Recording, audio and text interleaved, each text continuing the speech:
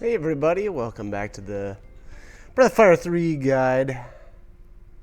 We are just entering Momo's Tower. I believe, I don't know, but I don't remember though. This is we're getting close to where I completely redid my game, and I don't remember if I did much fishing outside of Momo's Tower. I generally, and especially definitely, I should say on my second playthrough, I did a much better job of keeping up to date on gear obtained through fishing. So again, I don't remember. I don't remember if I did really any with this particular playthrough, but I don't know if it's that all important. But anyways, here once you get to the tower, you can buy if there's some gear that you want to buy from this the fish merchant, then go right ahead. I didn't, and actually right here is where you do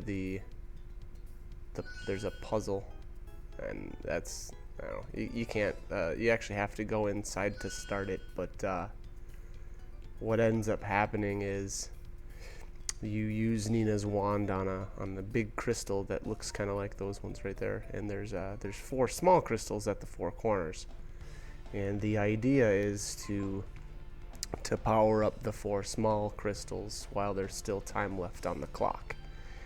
And I believe you get, like, I want to say 30 seconds or so to hit the 4 crystals, and the best prize I believe is when you have, it should be the ice ring, and you should have, I want to say 6 seconds left on the clock. And then the water will drain out of the pool, and you'll be able to go down and grab the treasure chest in there. And I've definitely got a video of me obtaining the different rewards. So there, I hit the crystal, and I think I got confused. I didn't realize it, but you actually do have to go up these stairs, and then you have to go outside, which is through that door right there, in order to actually do the puzzle. I think I was under the I think I just remembered doing the puzzle wrong, and I was thinking that I had to maybe come back a little bit later because there was that laser beam in the way, but that's not how it works. You hit the crystal, and then you go up the stairs, and then outside the door, and then you try to light up the crystals as fast as you can. So there are, I want to say, 3 different rewards. I don't remember the other 2. Like I said, the best one is the ice ring, and that is fantastic. I mean, in all actuality, I should have got that right away.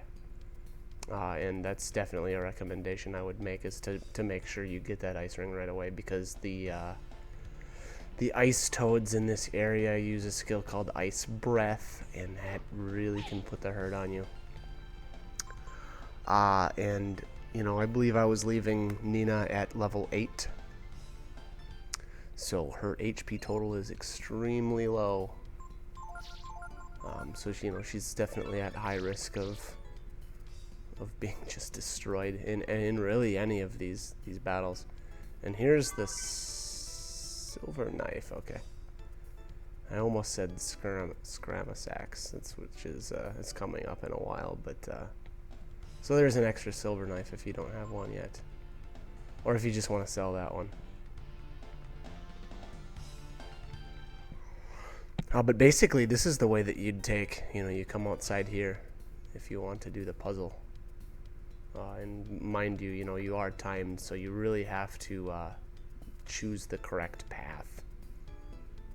And then that little robot guy actually tells you a couple of neat little tips and tricks for the enemies in the tower, and that actually would have been really helpful.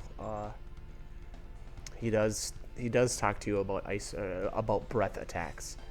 And breath attacks are, I don't know if I would say they're common in this game, but there's a couple. I mean, your dragon forms have breath attacks, and the way they work is the more health that you have at the current time, mind you, and it's not maximum health. It's the more current health you have, the more damage they will do. And that goes for the same for enemies in here too. So like these ice toads use ice breath, which, you know, if you've got an ice ring on, you will absorb that damage instead and actually gain health back. But you know, if you don't, or you know, there's, like I said, there's only one ice ring, so that's only an option for one person. So you're still at risk of your other character, you know, taking a decent amount of damage. So ideally, what you want to do is try to knock the monster's health down so that their breath attacks don't do as much damage. And yeah, I mean, you can really save yourself a lot of damage by doing that.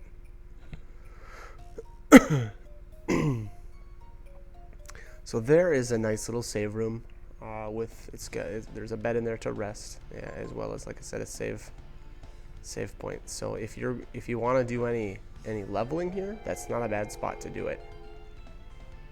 And I actually did end up coming back here probably an hour's worth of playtime after this, something like that. But an important thing to know is those ice toads, you can steal from them a life shard. You can get them as a drop too, except it's extremely rare to get it as a drop. I don't remember right off the top of my head how often they'll have it, but yeah, we'll probably touch on that a little bit more later. But again, the most important thing to know is very soon you will be able to steal again. You know, you don't. There's two ways to steal in the game. One is Rhee's Pilfer command, which obviously we don't have him anymore. But then there is a master coming up called Delonzo that does teach you the steal skill. So again, you know, that will be coming up very soon. So the ability to steal will be learned very soon. So here we finally meet Momo. And it looks like she's just had maybe an accident.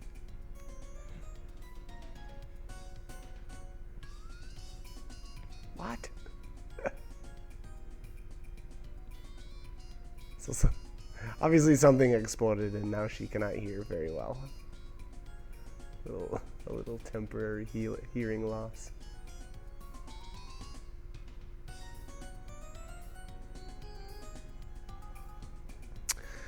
Momo, let's see. We don't have many options as far as party setup right now, but we'll talk a little bit about Momo's strengths and weaknesses, being that we are about to get her. Unfortunately, Momo has the most horrid accuracy of all the characters in the game. You know, there's a few things that you can do to help with that, but that is, you know, definitely, like I said, that is her biggest weakness. She also, I don't believe, has a reprisal rate at all, so she will never counterattack. And I believe her dodge rating is really low, so she can dodge, but it's not going to happen very often. So those are probably her biggest weakness. Although, you know, reprisal rate, you know, whatever, not that big of a deal. Same with dodge. Who really, I don't know, I shouldn't say that. Who cares? But the accuracy is her real hurdle, in my opinion. So back to how to remedy these issues. Accuracy, the only real way is either through her equipment, as well as Delonzo has. When you apprentice under Delonzo, I believe you get a plus. I should really look quick. I want to say it's a +5 to your accuracy. So Momo's base accuracy is 60. I don't know how that translates as far as like percent chance to hit. I believe, you know, if I was to just guess, I would say that that's a 60% chance to hit. You know, so that is not very good. But again, there are ways to try to reduce that issue or make it a little less apparent. If I can find my info here, which I am having big problems. Okay. Delonzo adds +10 to surprise, +5 to dodge, and +5 to accuracy. So, if my thought's right, then she would be at 65 as far as her hit chance, which would then translate to a 65% chance to hit.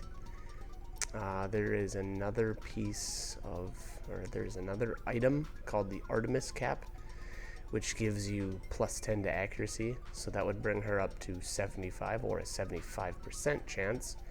And I don't know for sure if they stack, but I guess if you had 2 Artemis Caps, you know, you could bring her up to about 85% hit chance. The last way that really stands out, and frankly is probably the best, she does have an item called the homing bomb, I believe. It's a weapon that she gets very, very late in the game, which brings her accuracy to 100. So yeah, so that's Momo and her accuracy. I believe I mastered under Delonzo immediately with her, as well as equipped the Artemis Cap when I got it. The Artemis Cap will not be obtained for a little bit. I will definitely, obviously, point that out as soon as we get it. But I reserve that for Momo. Everybody else's accuracy is, I always felt, was good enough to not need that accessory on them. So.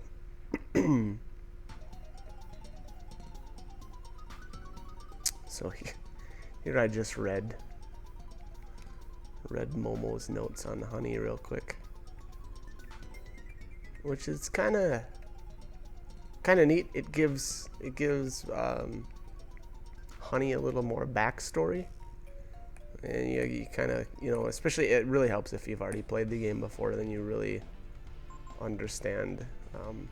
These things become a little more relevant, I guess, if you're, you know, really paying attention to the story and are really trying to get the most out of the story. You know, these are the books and whatnot are the things that you'll want to take time and stop and read.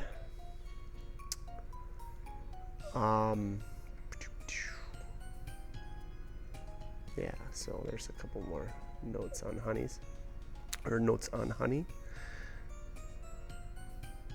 And here is the first puzzle in the tower, which is actually pretty easy. I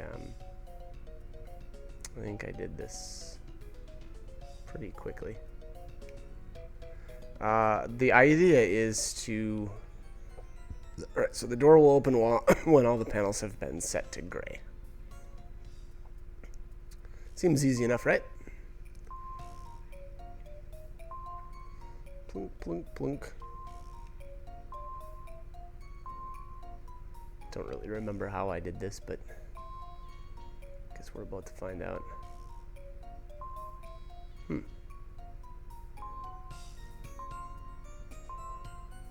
Okay. Yeah, that was pretty easy. I believe there is more than one way to do this, but I think that was pretty easy. And alright, what do we have in here? Well, other than some enemies, obviously.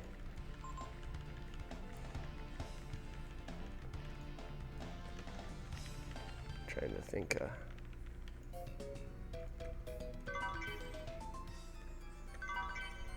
Let's see here. Alright. Flame Chrism, Ice Chrism. I didn't catch what that other item was, that first one. Must have been some sort of recovery item. I mean, or at least that's what I'm guessing. All right, so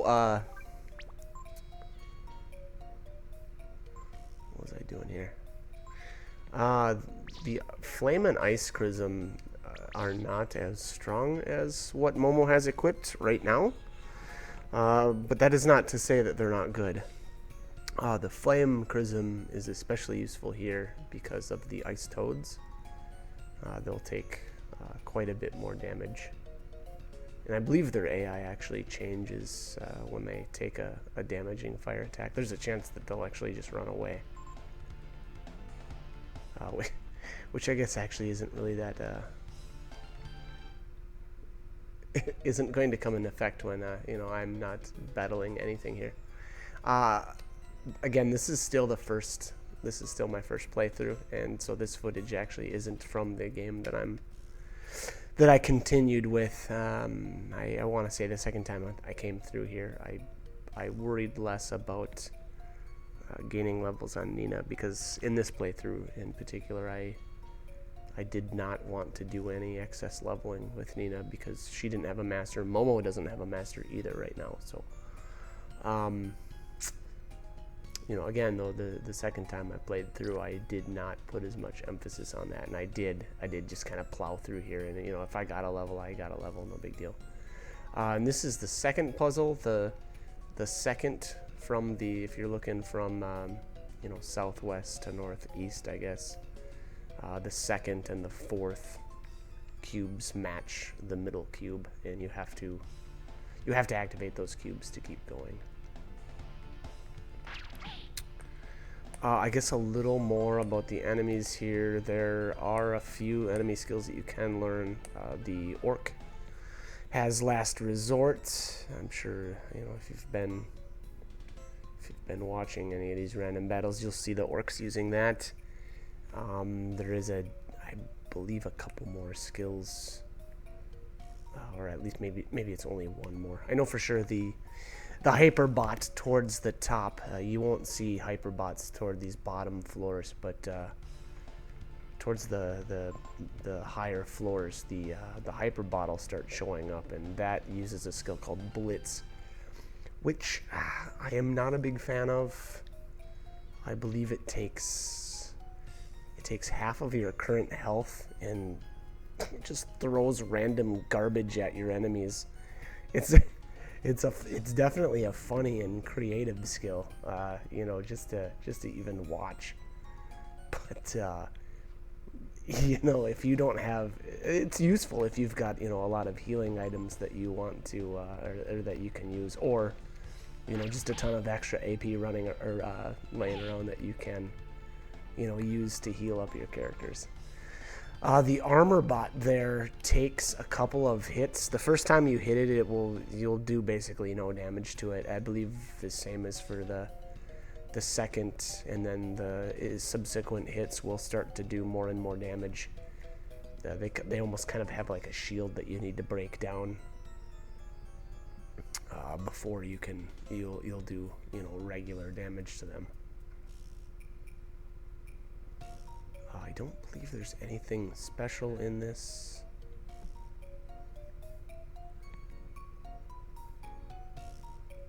In this area.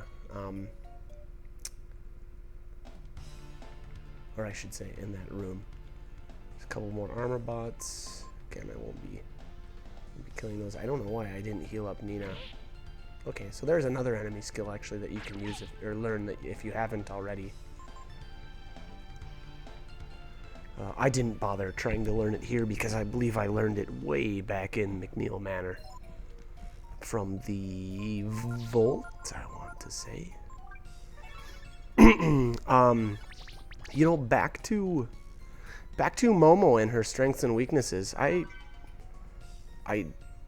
didn't use her, I know, as much in my, like, basically the first time I had ever played this game. I didn't use her very much. But that's not to say she's not good. I actually used her a lot in the basic kind of the second, or maybe it was even third time I ever played the game, and I really focused on her quite a bit. And the couple of good things, she makes a really good backup healer. I'm not gonna remember right off the top of my head, but she does definitely get access to some of the more powerful healing spells in the game. I'm gonna check here just to make sure on what skills she's getting. This area, if I remember right, I was having some. Yeah, I went the wrong way. You actually need to go back down this set of stairs, and I think I'll end up coming back downstairs, but I guess I'll talk about that a little more once we actually get there. But back to Momo again. She makes a really good healer, as well as a really good group buffer, I guess, for a lack of a better word. Alright, let's just look up Momo here real quick. Alright, so abilities. Looks like she already knows the heal, purify, identify, foretell, protect, and silence spells. Heal and purify, obviously great skills. Heal, very, very useful. Purify, pretty useful as well. There's plenty of enemies that use poison-based skills in the game. Identify and foretell. So identify displays enemies' data. That's not as useful to me, only because I'm basically I look a lot of the information up on this game just because there's great information out there. Frankly, I mean, that's just I guess the best way, in my opinion, to go about it. It's you can, by all means, go right ahead. If you're fighting a boss or something and you feel like using it, go ahead. Foretell, though, says divine the outcome of battle. I honestly don't even know what that does. I don't know that I've used that lately. So I can't even really comment on that. Protect and silence. Protect is awesome. Raise one target's defense. It's just like the hero's spell. Not as good as shield, I will say that, because shield has that effect and it works on the entire party. But that being said, you can learn that from a master, and actually from an enemy a little bit later as well. So silence. I don't know how useful I would say that is. There is a point in the game where I really used it a lot, and I'll talk about that, I guess, more once I actually get there. But let's see, just looking at her skills: vitalize, restore. So yeah, I don't know. She's got, like I said, she makes a great backup healer. There's only one skill that I'm thinking of that she doesn't have, and that's, let's see here, vigor, resurrect. No, she does not have the resurrect skill either. Okay, let's see, restore. Yep, she's got restore. Okay, so it looks like she misses out on the main character's last 2 healing spells. So yeah, I mean, gosh, for all intents and purposes, she's got some great skills. But back to the task at hand. That crystal up there is what controls that platform. So you have to basically charge up that crystal to make the platform go farther. We'll get back to that actually in a minute here. I realized I missed some stuff there. Once I had got to that puzzle, I had realized that I had gone too far and missed a room or two. So here, that's actually the Hyperbot right there. So if I wanted to, I could have learned Blitz right then and there. Which again, it really depends on if you've got, I guess, the resources to pay for Blitz over and over. It can be a great skill. It does some crazy amounts of damage There's again though there is some randomness to it that I don't care for. I generally try to avoid those more like, I guess, random chancy type of stuff. And man, here's Ice Breath, and I believe somebody dies here. Oh yeah. Oh, that was rough. So I don't remember if I got surprised or if they got a surprise attack on me, but that battle hurt. That was really rough. So there you can see those ice toads are not something you want to mess with. Again, you know, my biggest recommendation as you enter Momo's Tower is to get that ice ring right away. Because again, these guys are dangerous. You know, obviously you saw my party almost got wiped out there. Oh, there's Blitz. I think I learned it too, didn't I?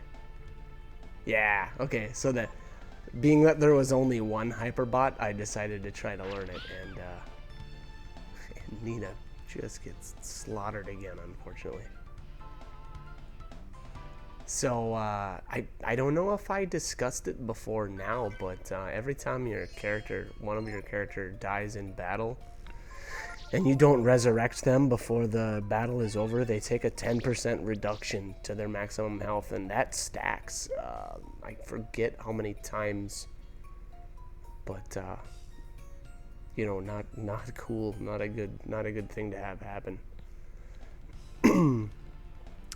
There's, you know, sometimes there's no way around it, especially if you're doing what I'm doing right now, you know, and just running away and trying to get through an area as fast as you can without leveling. But you know, again, those penalties can add up really fast.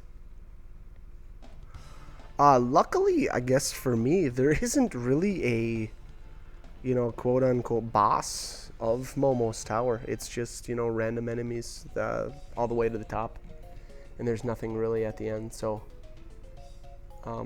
you know, it did not affect me in this particular playthrough at all, really. I mean, it stunk, and you know that when those fatigue points stack up, you're definitely at more risk of more easily, you know, getting a game over, frankly, because your max health won't be as high, and you know, you could easily see the same thing happening to me. So here's that crystal again. I believe you charge it, maybe, I want to say it's 2 times to get to the first platform, 6 times to get to the next. Oh, maybe it's 4. Maybe it's 4 for the first one. I don't remember. And then it's, I don't know if it was 8 to get to the final area. But you can, you know, play around with that a little bit.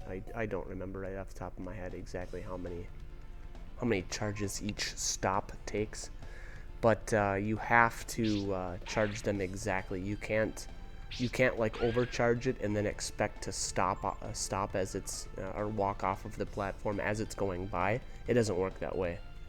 You have to choose the right number of steps. So let's see where Nina's at. Yep. So now Nina's at 27 maximum health instead of 30. So she took another fatigue point. And again, so the only way to remove those is actually to sleep at an inn. You cannot remove those, and there's the bamboo rod, which is pretty great.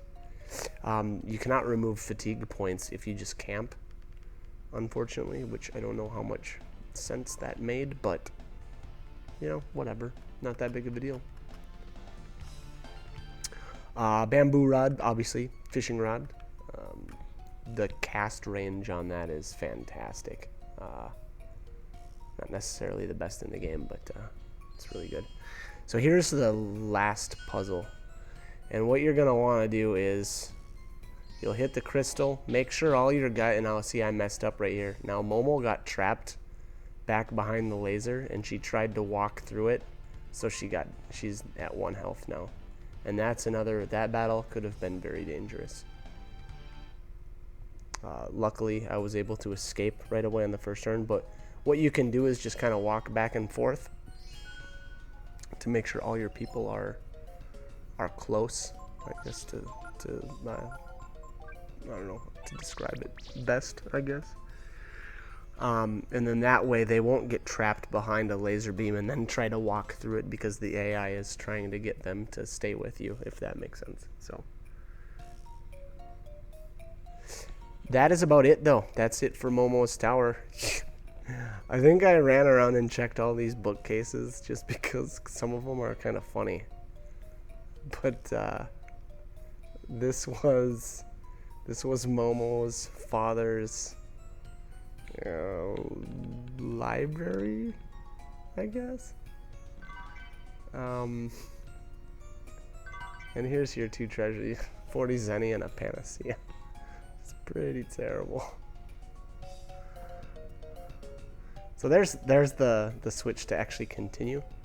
I decided to wait because, again, I wanted to check out some of these books. Not for sale to minors. Okay. See a bunch of dirty magazines. What else do we have in here? XXX for age 21 only. Let's see some more dirty magazines. Collection of adult books.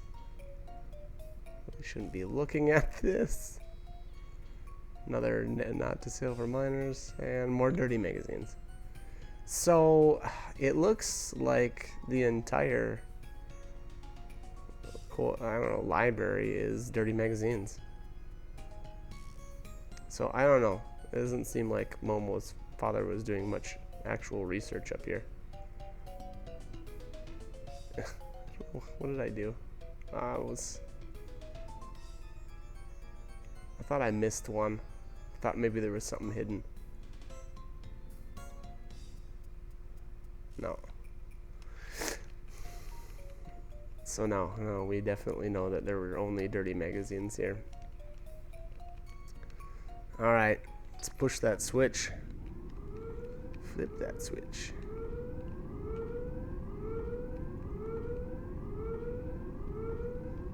Looks like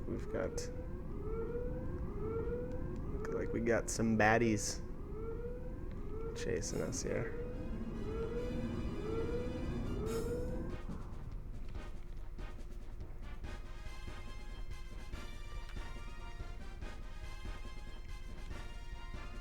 Only your dad could have made something like that. Why did he build something to get away?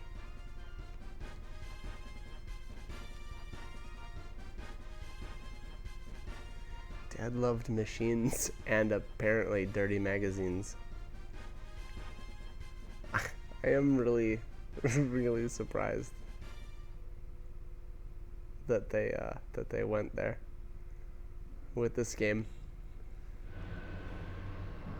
Alright, so that's the genius idea, is to jump on the rocket to get away.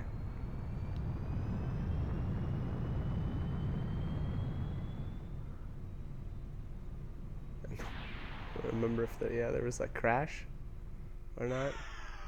That thing just looks like a rook to me. Like a chess piece. Alright, so there's the crash landing right outside the tower. Landings need a little work. Oh, so there's the instruction manual. This part is pretty funny. Oops. It says there's only supposed to be 1 passenger. And it says to open the roof hatch before takeoff. Definitely 2 good key pieces of information that would have been helpful. I thought that was pretty funny.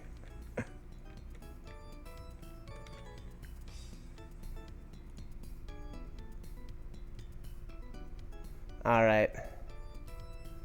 Trying to remember what else is out here.